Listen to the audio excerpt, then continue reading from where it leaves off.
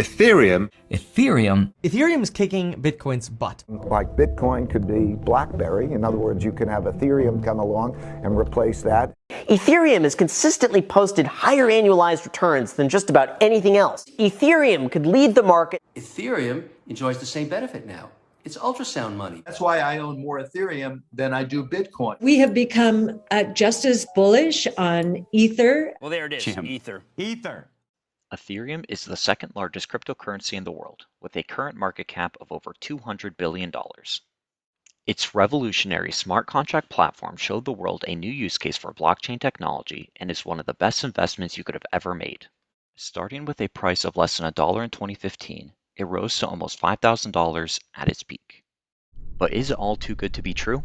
As you see by the title of this video, I'll be laying out the case against Ethereum and the flaws it has. For those who believe in Ethereum, before you completely dismiss this video, think about it like this. Either you will be able to refute every argument made and will end this video with an even stronger conviction in the project, or you should reevaluate your investments and continue looking deeper into the problems I outline. I hope this video offers a different viewpoint on one of the most successful crypto projects currently in the market. Please note that all opinions are my own. This is for educational purposes only, and this is not financial advice.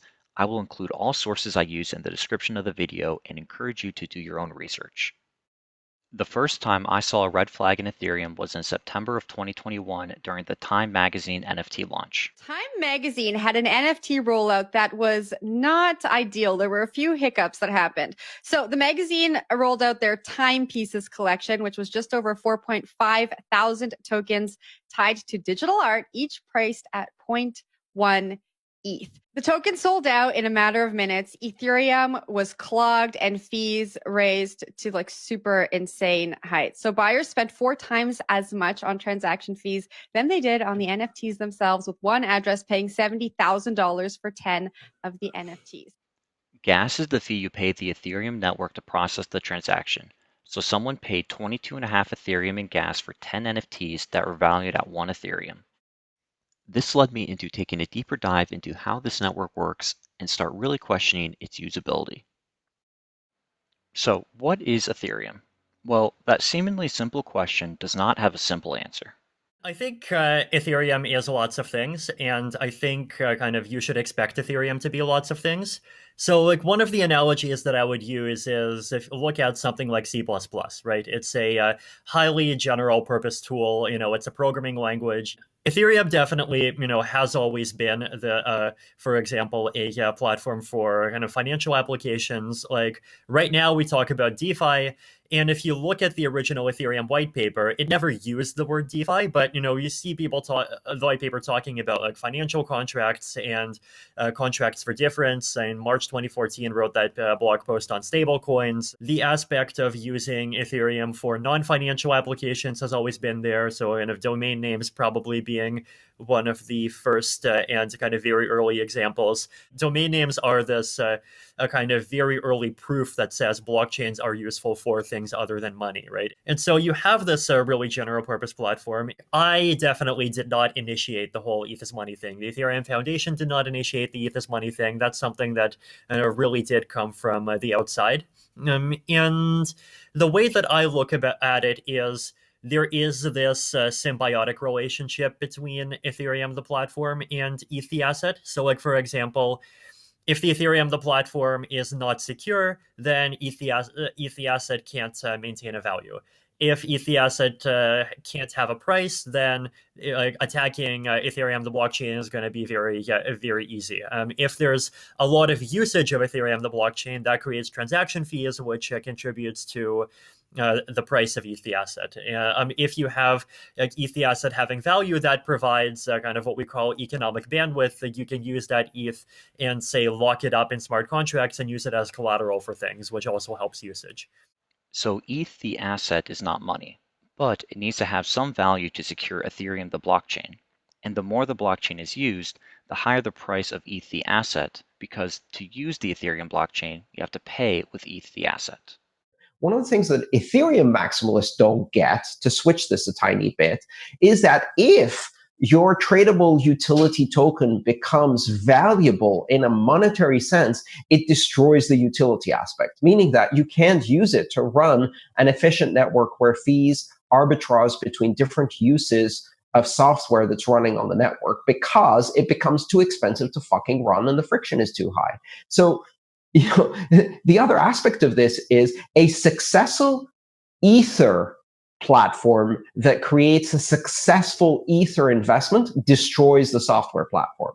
And that's what people don't get. But then how do you have an incentive? What's the incentive to run the system? You need an incentive, but that incentive is a unit of account for computation. It is not a store value. And that is a very different function. A unit of account for computation is absolutely needed to prevent denial of service and an attrition of the network. You need that as an incentive mechanism. But if that ever becomes even slightly a store of value, it destroys the other function.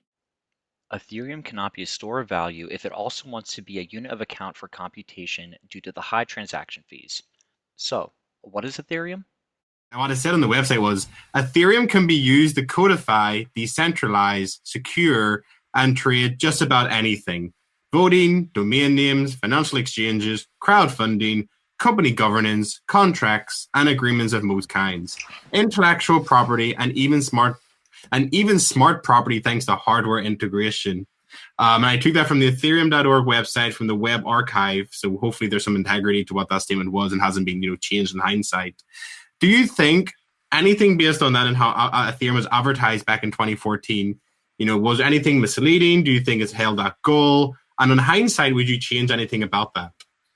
Mm-hmm. And I think the world computer metaphor is one of those things that was kind of badly chosen to some extent, right? And I think the intention of the world computer metaphor would be that this is a special kind of computer that can be accessed by and used by anyone in the world, and it is a special purpose tool, and the transactions on it are going to be kind of expensive, and you can only do a little bit of computation on it. But people took it to mean, a computer powerful enough to meet the world's needs of computing, which it obviously isn't. And even with hyperscalable ETH2 and rollups, it's never going to be anywhere come within orders of magnitude of being able to run the entire world's AWS stuff, right? Ethereum cannot be a world computer either, since it is too expensive to use. Going back to the time NFT mint, this is why the transaction fees were so high. The project had a lot of demand, so it clogged the network, and only the people who are willing to pay more than the next person in line would have their transactions get confirmed. Here is another example of an NFT project on Ethereum. I must have accidentally clicked on the mint button too many times, or there was an error in the contract. So I tried to cancel. I had a look at canceling. So that was pending because I thought this wouldn't go through or would stuff up. But by now, gas is already going crazy. So I've tried to cancel that transaction. And canceling a transaction doesn't cost anywhere near as much in gas as if you just let the transaction fail itself. So it's a very important skill to learn how to cancel a contract. You can see here, these are the 5 and the 3. These were the cancelled transactions from earlier. That was my own fault. So ended up costing $260 in cancellation fees. Every major drop, what you're going to see is cranky people who have found NFTs, never really been part of a drop before, or 1 or 2, or just bought one from OpenSea on the secondary. They don't understand what happens during a minting process and a drop and all the hype. So they would assume they've just got to come to the website, click on mint, and everything will work perfectly. And then when it doesn't, and they lose gas and don't get anything, they get very cranky. This is what happens when a lot of people are trying to use Ethereum at the same time. It becomes very expensive very quickly to use, especially if you make any mistakes in setting the gas fee prices. If you don't pay enough in gas compared to everyone else, you have to pay again to cancel that transaction, or risk paying even more if you let it fail. This is very painful for any new user who is unfamiliar with this process, or anyone on a budget. Please proceed with caution when public sale launches. If your transaction fails, you will lose money to gas. Sometimes it's better to sit it out than lose money. Secondary market is always an option. Chill, bro. I didn't even check the gas I just paid. Up to $5,000 in gas. Dude, what? Oh man, they crashed Ethereum all on their own. I put up $700. That wasn't enough to pay gas? Everyone is paying this amount in gas fees to use the Ethereum blockchain. It cost me about $1,139 for that failed transaction. I hope you guys learned a lesson there. A lot of people are scared off by gas wars, but really it's not that scary. It's only $2,200 in gas. Not only are there high gas fees to buy NFT projects, you also have to pay gas fees to sell them. Okay, to post it right now costs me $742. Basically, there goes all your profit. If you've never sold on OpenSea, then you have to do this one-time initiation fee for your profile. After that, it's very little, I think. Yeah, it is very little because you already have a collection you can sell. This example right here with this guy, he would have made nothing. However, that's just right now. I imagine Cypher is going to go up in value. And I'm wrong again, it went down to 0.42. Anytime you interact with the Ethereum network, you have to pay for it. This is not exclusive to just NFTs. Here is Uniswap, the largest DEX or decentralized exchange on Ethereum. I just bought 0.02 Ethereum worth of Saitama, which is about $90 worth. And I paid $148.27 in Ethereum. Now, obviously, that's ridiculous. I bought it like the worst time. You shouldn't be buying midday. You should be buying on the weekends at like weird times, like at midnight. But still, I really want to buy some of these very risky coins I'm talking about in the videos because I'm seeing them pump, but I don't want to pay massive gas fees. I guess the one way you can get around it is maybe if you just every time I buy something, I spend thousands on the token.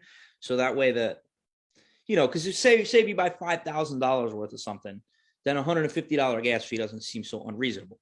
It seems unreasonable when you're buying $80 worth of something. The only way to use Ethereum that makes financial sense is to buy in bulk.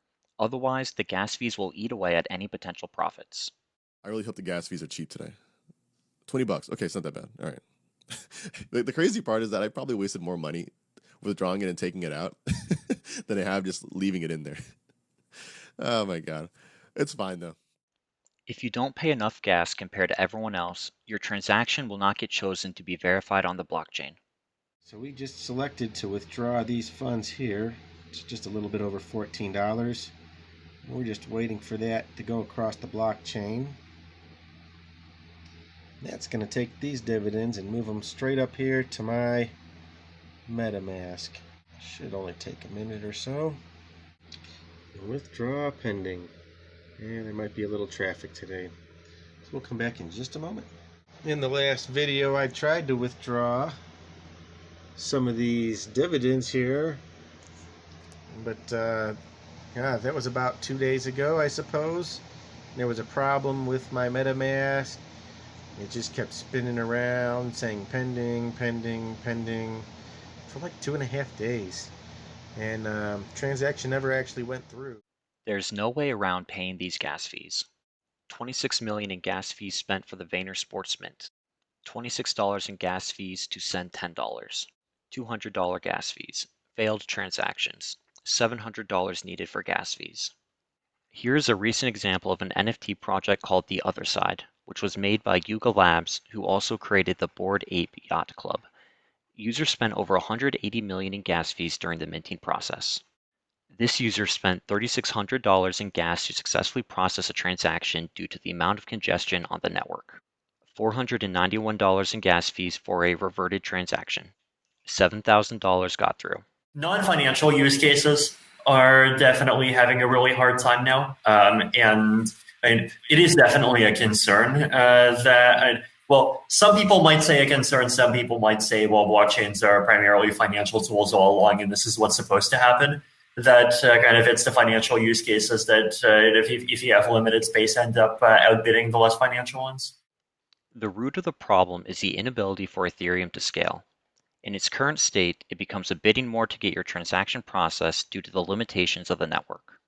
Now, this is not breaking news. This scaling problem has been known for a while. Thankfully, Ethereum has a roadmap in place to resolve this.